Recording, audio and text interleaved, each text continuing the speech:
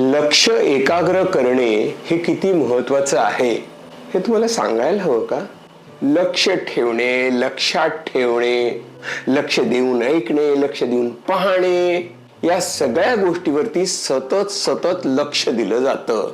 पण ते लक्षात कोण घेतो असा प्रश्न आहे. रिलेशनशिप मध्ये दोन माणसांच्या नात्यामध्ये लक्षपूर्वक ऐकणे म्हणजे त्या व्यक्तीशी कनेक्ट करणे नाही लक्षात येत ना आपल्या. कारण एकदा कनेक्शन झालं की एंगेजमेंट होते. म्हणजे आपण त्या व्यक्तीच्या विचाराबद्दल, त्या व्यक्तीच्या भावनांबद्दल आपण थोडे उत्सुक होतो.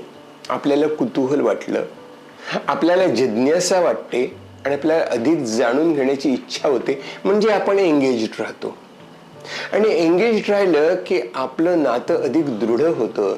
कारण समोरची व्यक्ती आपल्याला अधिक चांगलं कळू शकते. आपले विचार त्या व्यक्तीपर्यंत पोहोचवता येतात, त्या व्यक्तीचे विचार आपल्यापर्यंत पोहोचतात.